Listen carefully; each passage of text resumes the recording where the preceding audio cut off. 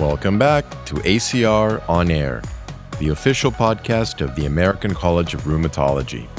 I'm your host, Dr. John Hausman. Rheumatology faces a simple but difficult problem. Demand for care is rising faster than the workforce that provides it. Even if we dramatically expanded fellowship training tomorrow, it would take years before those physicians enter clinical practice. So the question becomes, how do we expand access to rheumatology care now? One answer increasingly being explored is the integration of advanced practice providers, that is, nurse practitioners and physician assistants, into the rheumatology team. But making that work raises important questions. What roles can APPs play? How should they be trained in this complex specialty? And how can practices invest in onboarding in a way that benefits both clinicians and patients? My guest today is Christopher Estes, rheumatology musculoskeletal ultrasound certified nurse practitioner working in the Rheumatology Musculoskeletal Ultrasound Clinic at Mass General Hospital. As an advocate for advanced practice providers, he sits on the American College of Rheumatology's Ultrasound Planning Subcommittee, the ARP's e-learning subcommittee, the Gout Support Group of America's Medical Advisory Committee, and he's been a speaker and a musculoskeletal ultrasound instructor for several educational workshops across the United States. He has a particular interest in advancing the APP's role in rheumatology and in point-of-care ultrasound. Enjoy. Christopher, welcome to the show. Hey, John. Thanks for having me. I'm very excited to be here and have this conversation. I'm super excited to talk to you. We work in the same place, but we're never in the same location at the same time. So this is a great opportunity for us to catch up and to tell our listeners a little bit about who you are, your experiences, and how, I think maybe this can help a little bit with the rheumatology workforce shortage. A while ago, maybe a decade ago, the ACR came out with this workforce report that said that, over time, there's going to be more people needing rheumatology services and less rheumatologists being able to provide that care. I think part of how, rheumatologists are thinking about meeting this workforce shortage is by training more rheumatologists. Is that going to cut it? Is that going to be enough? Or do we need to do other stuff? Yeah, I think certainly expanding the physician pipeline is going to be beneficial in terms of getting patients to see a rheumatologist. But one thing that we have to consider is the length of time it takes to train a rheumatologist, to go through fellowship, to get them to their competency. I think you can onboard an APP quicker to fill a different role, but to address that in a shorter time frame. Talk a little bit about that role that you mentioned, a different role. So what is the role of an APP, or what can the role of an APP be within a rheumatology practice? Yeah, I think it really varies from practice to practice. So, I can give you the perspective of our institution as an academic institution, but that may vary between, a private practice or a more rural practice. And so I think that's a key point. If you're thinking about bringing on an APP, what do you want them to start doing for you? Because that's going to help augment their training and onboarding. Whereas, a fellowship is going to teach you everything there is to know in rheumatology. I personally may not need to know everything there is to know in rheumatology in order to function well for the practice. And so understanding what I can do and then also what gaps within your practice need to be filled can better guide you into adding that role. For me personally, I think access to care is a huge one. At least like speaking to a provider is difficult for a lot of patients. A rheumatologist, may see their patient every 3 months, but unfortunately, our diseases don't go by a every 3 month basis. And so, what do we do in the meantime when somebody just needs some questions answered or just some quick needs met? That's a great place for an APP to step in, speak to the plan of care that's already set out by the rheumatologist, but then, the patient feels supported. They don't feel like they're waiting. That's a great role for APPs, right? It's being able to sort of fill the gap You have a patient with gout and maybe they have an acute gout flare and they need to see somebody. Or maybe you can check in after a patient started methotrexate for their rheumatoid arthritis and make sure that they're tolerating it well and taking their medications appropriately. And maybe you increase the methotrexate or something. Do you see new patients, brand new patients into the practice? Yeah, I have started seeing new patients and they are filtered, so to speak. I only Mm, see specific ones. A lot of my new patient slots are prioritized to gout. I see a lot of osteoarthritis referrals. And I think a good place for APPs too is like those low titer ANAs. The APP can see those, assess the clinical significance of it, and then sort of decrease that referral burden.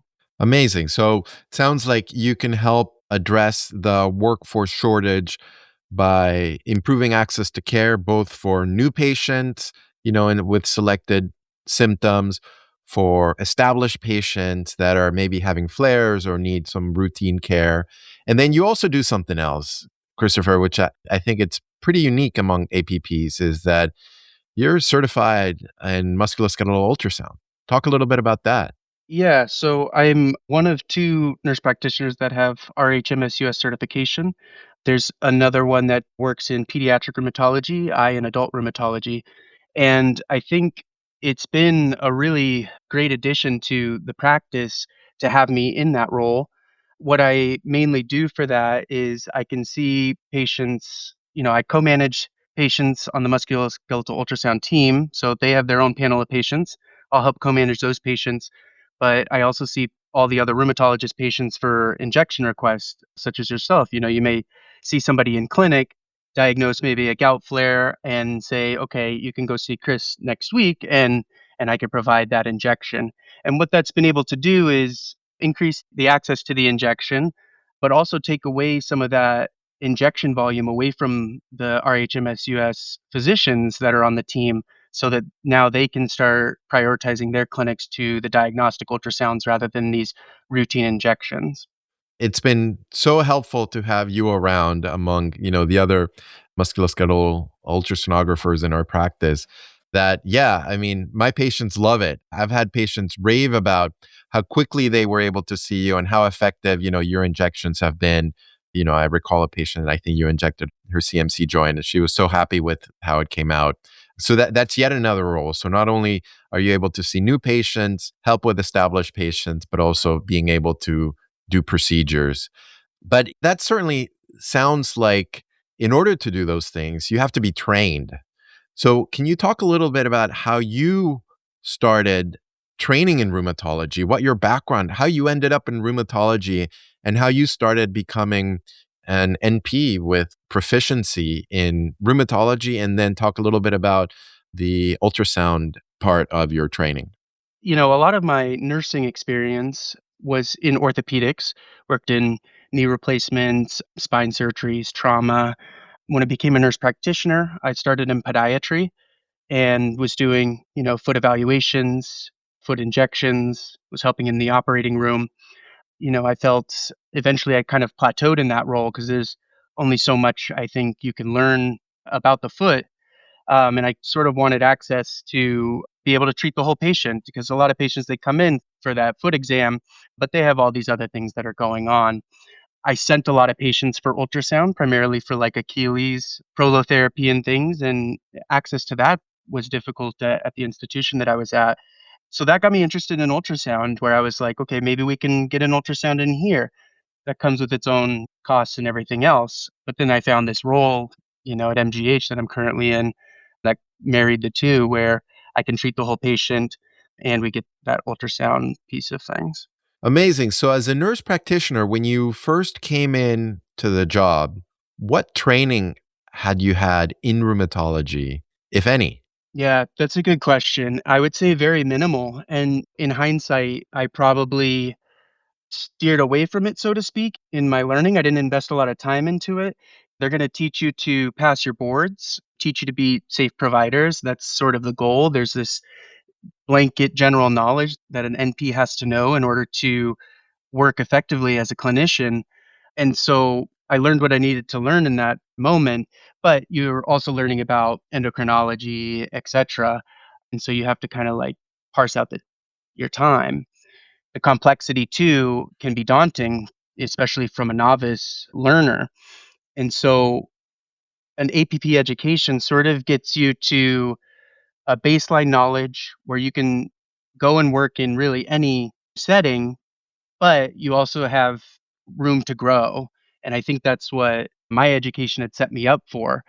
Once I had all of the baseline knowledge of general medicine, I really fell in love with rheumatology and the complexity and the help that we provide for patients. But I knew that, my education was foundational, rudimentary within the realm. And, it was quite clear when I was being hired that there is a steep learning curve. And I think that upfront clarification is super important because then I was able to approach it knowing that it's going to be a lot of things to learn. But in the end, if it's done right, you can be an effective practitioner. So, how did it start out for you? Was it that you were shadowing other rheumatologists over time and then started seeing patients on your own? Did you have any particular trainings that you did to learn all the knowledge about our different diseases? Walk me through how that happened. Yeah, what's interesting, John, is when I first got hired, I wanted to, what information do I need to know? You don't know necessarily what you don't know until you kind of get down into it. And so I was just trying to get exposure to the specialty. And that's where I found the ACR and Air podcast. And it was funny because I was listening to a lot of these podcasts, just learning the nomenclature and everything until one day I was like, this voice sounds familiar, and realizing that this host is, dictating his notes next to me, and that's where I'm hearing things. So that was just a funny thing for me.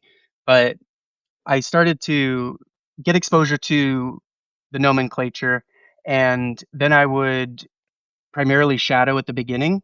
We set up an original like 7-week training program where I would shadow various physicians, both in the ultrasound clinic where I was hired into and also in the general rheumatology clinic. So I would see patients along with them, just shadowing.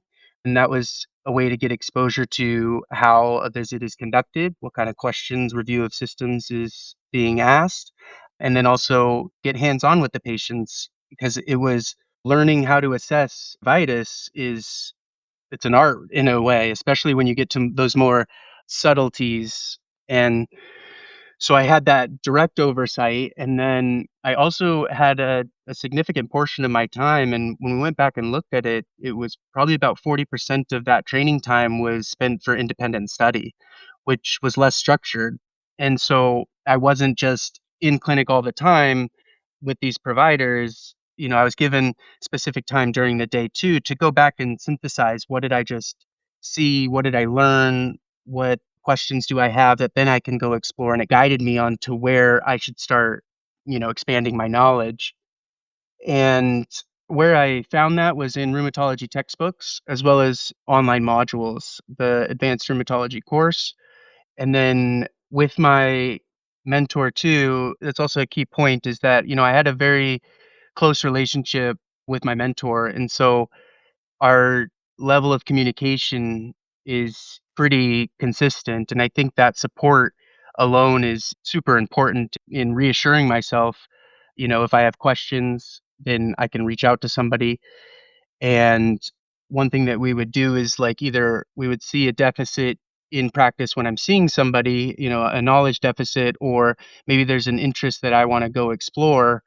I would create like a PowerPoint presentation and then present it back to my mentor.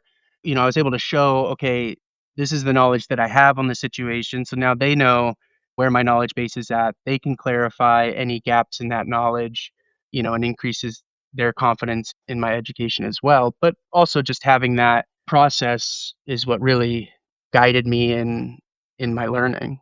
I mean, that sounds great and a great way to learn. Not only were you, did you start shadowing, but you also had time to sort of learn on your own and sort of fill in those gaps. And I feel like the best time to do that is when you're seeing patients and when questions actually come up, because like learning ahead of time about gout or lupus or rheumatoid arthritis, having never seen a patient with any of those conditions is hard. It's so abstract. But then when you have, that RA patient in front of you and you're, examining their joints, and you're like, what the heck is going on?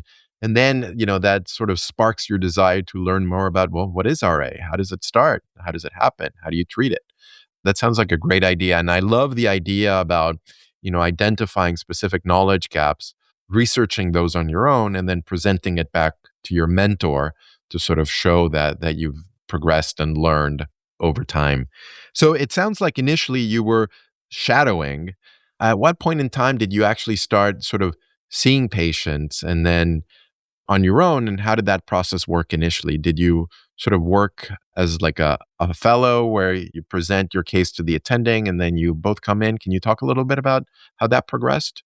Yeah, I would say that that's probably how it started. Originally it was the shadowing and then it became more precepting, but it wasn't on my schedule.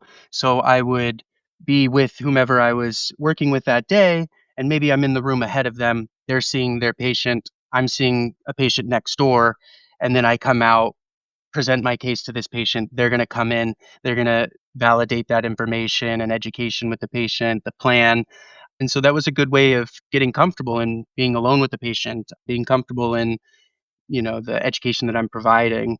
And then also having reassurance to be able to say, "Hey, I'm not sure, but we're going to get your doctor in here in just a couple minutes and we'll all figure it out together." Amazing. And then within a rheumatology practice, how do APPs work independently? Are you able now, like, to evaluate and assess patients on your own? Do you always have to check in with a mentor or somebody else, or can you pretty much, establish an independent practice? Yeah. I think I started in about 6 months afterwards is when I started seeing patients Hmm. in my own clinic. The visit times were long to sort of allow me that extra time to see the patient, but also to document everything after. And importantly, we set up my template to where I was conducting my visits adjacent to one of my supervising providers. And so at first, I probably was knocking on their door a lot more versus now it's quite rare. And so I think that gave me some reassurance that someone's there if I need it for both myself and the patient. And then when did you start thinking about becoming certified in musculoskeletal ultrasound? How did that work out?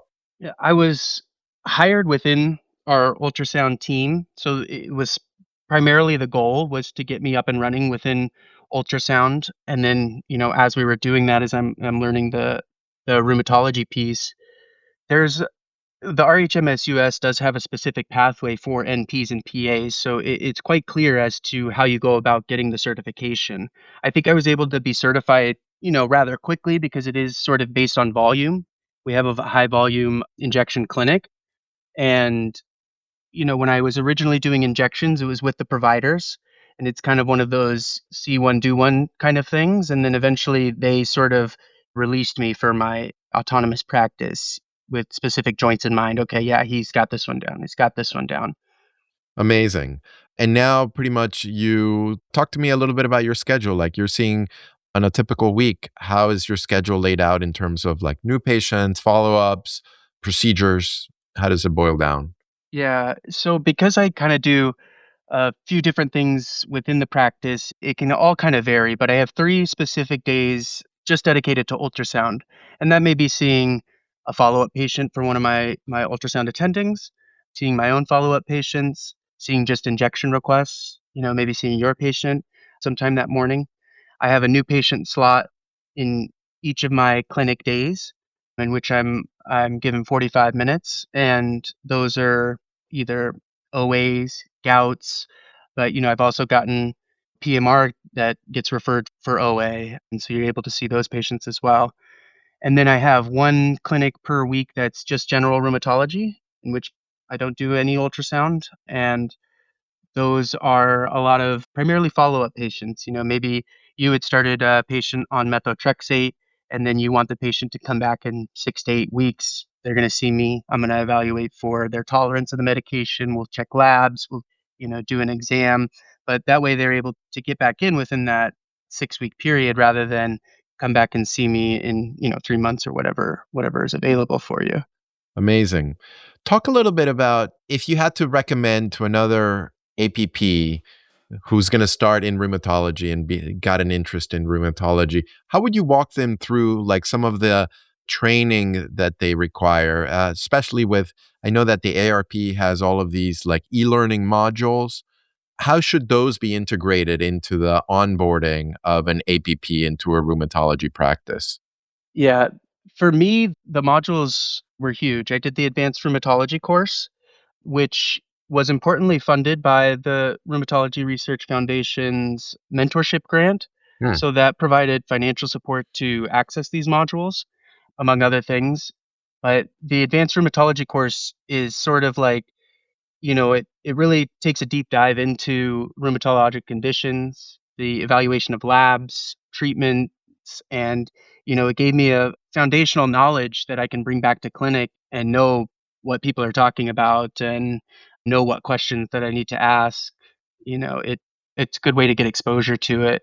Yep. And then I know that ARP has other e-learning courses like fundamentals or the training room. Can you talk about what those are? Yeah, absolutely. So the fundamentals of rheumatology course, it's really geared towards support staff. I think it's great for nurses, physical therapists, occupational therapists. You can pick and choose which modules may be pertinent to you, but those are very surface level exposure to nomenclature for support staff. But I think a little bit too novice for clinician. The advanced rheumatology course, great for NPs, great for PAs and pharmacists as well. That is much more in depth on disease processes, pathophysiology, treatment, and the training room. I think of it similar to the ARC, the Advanced Rheumatology course, where it has online modules that are similar. They're case study based, but it also is coupled with an in person piece, which is going to be, it occurs the day before the annual SOTA, state of the art clinical symposium. And that is going to be a group based case study conversation. And it also has, patient models with pathology where you're able to practice physical exam. We're going to practice injections. And so you get that online piece, but then you also get to bring your questions to vetted professionals that can answer those questions. And I think it also offers a nice non-threatening venue because if you're going into it knowing that everybody's novice, it's going to be a lot easier to speak up and ask your questions or not know an answer and just feel comfortable in that environment. Yeah.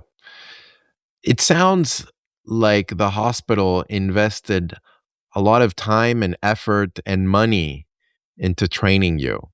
I don't know if you have any data about how that was funded, how for you in particular, the ultrasound clinic, was able to afford paying you to train to become a rheumatologist, and whether there were any awards or anything that helped with the funding to make that more palatable for other practices.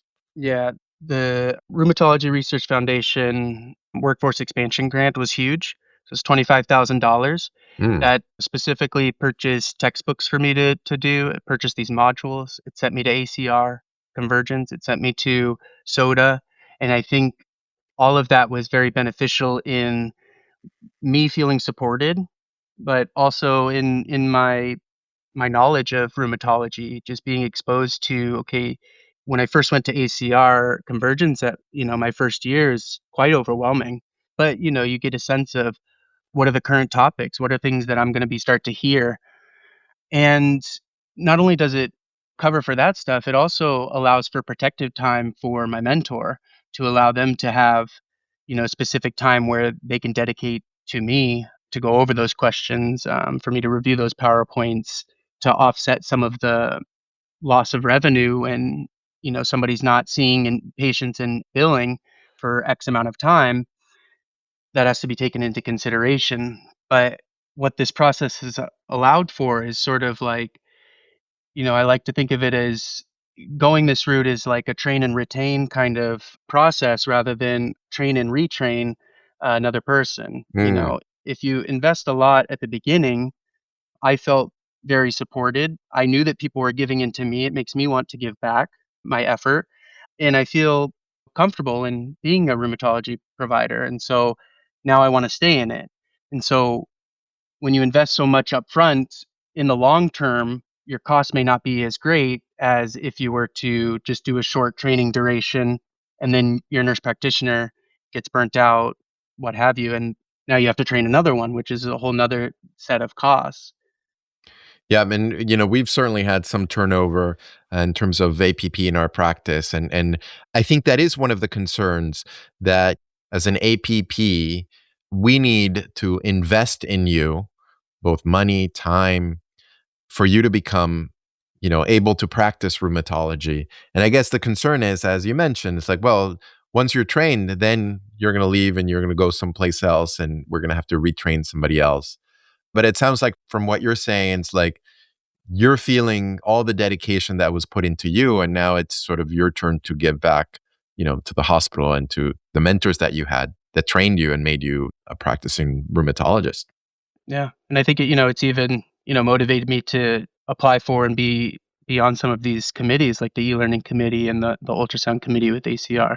Yeah, I mean, you've been, incredibly dedicated to not only, seeing patients, but doing all these other things. I know you've presented abstracts and you're involved in the ARP and various committees, which is awesome to see and really unique among APPs, because I feel like APPs, many of them maybe are unaware of all the opportunities that are available or don't take advantage of them. And it's great to see that you were able to sort of really grab the bull by the horns and do so many things already in just a few years on the job. It's pretty awesome. Are there misconceptions that some practices have about, like, hiring APPs? Are there concerns that, like, well, you're going to take over my job, there's going to be less patients for me to see, or what sort of misconceptions have you heard from practices maybe not wanting to incorporate APPs into their models? I think safety is probably a big concern. A lot of rheumatologists, they've gone through their own fellowship. They know how long it took for them to know this stuff. And so if you're taking a 3-year fellowship, but you're condensing it down to 6 months to get an APP up and running, I can understand that there's some apprehension there. One thing, at least coming from a nurse practitioner standpoint, is, we're educated as nurses to begin with. And I think our education is heavily geared towards safety. That's sort of like the way that we approach medicine. And so I think safety, yeah, safety would be a big one where people are nervous, but I think, we practice quite safely. And the practitioner, as well as the administration, knowing that person's limitations is important as well. I know when I see somebody that they may be too complex for me, and you can escalate that care. And when you go about your practice that way, that over time builds confidence with the other team members. So at the beginning, I would get a lot of questions from other providers. Hey, can you see this? Can you see this?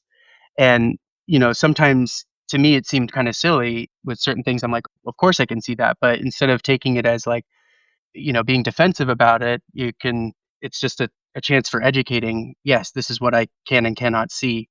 I was very proactive as well, especially when I started my own clinics in ensuring that they were full. I messaged providers and I said, this, that, and the other thing is what I'm comfortable with. Please send them my way, because otherwise they don't really, they don't know. And then over time, you start to build the confidence in those providers as you've experienced with your patients coming back and giving you that reassurance as to how that visit went. Then that creates a situation where you're more likely to refer to them. Yeah.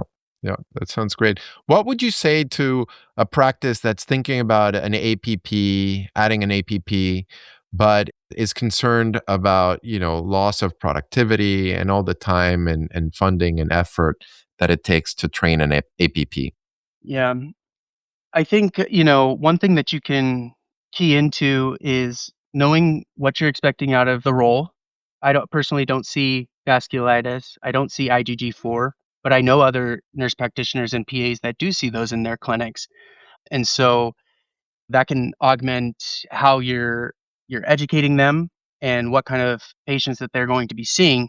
But in that time too that you're training, you can also, capitalize on the non-monetary type of assistance. I would cover physicians in baskets as part of my training, where they're in clinic. And so I can ask them specifically if I don't know the answer to that, but I'm also getting exposure to what kind of patient questions are coming through, what kind of medication triages do I need to do, and refill authorizations, things like that. And so, whereas they're not billable services in those moments, they do help the treating provider so that they can now spend more time with their patients or just be less burdened by, in basket or patient calls, things like that. Yeah, that's amazing.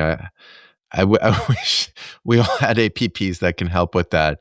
We need many more of you, Chris, in our practice. That would be amazing.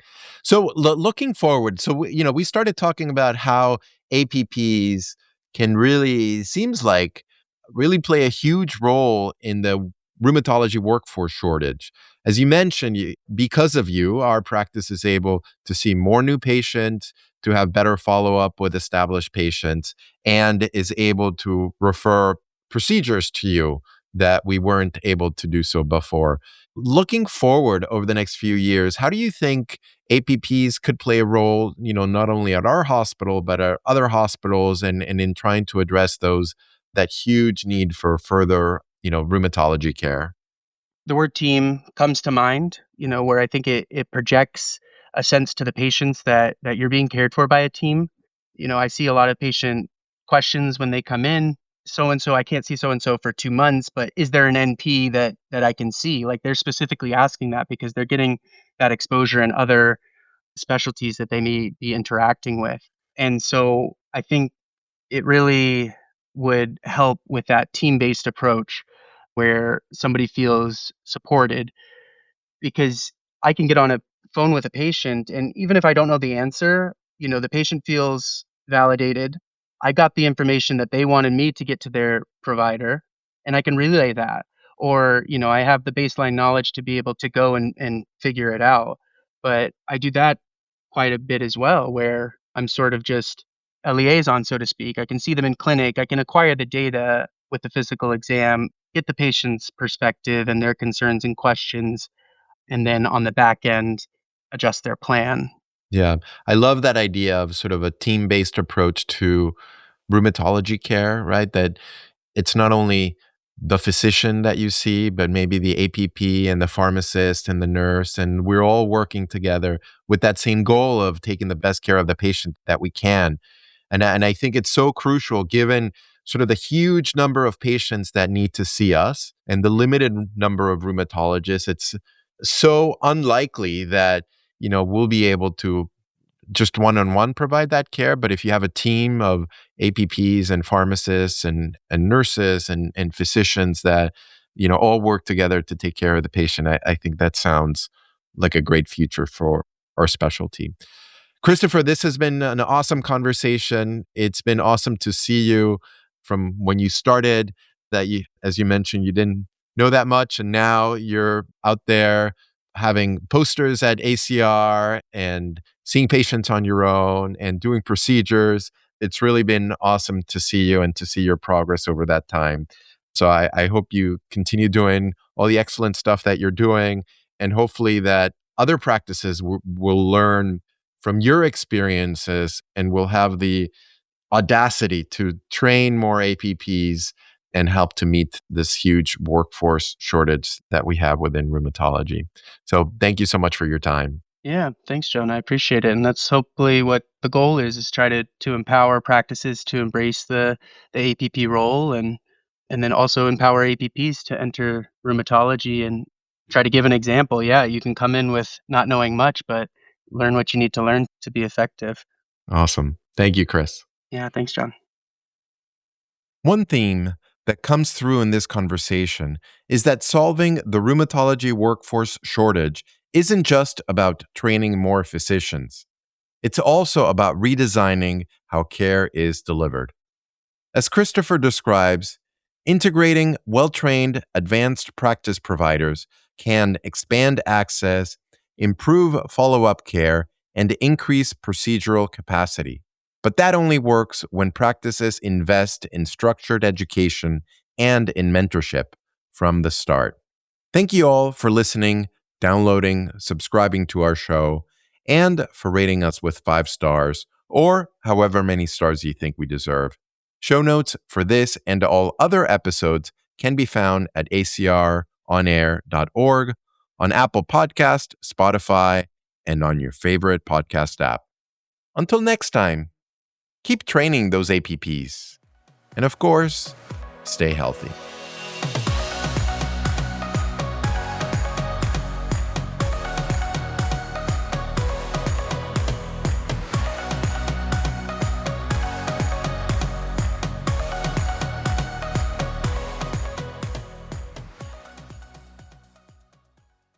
This podcast was edited by Resonate Recordings.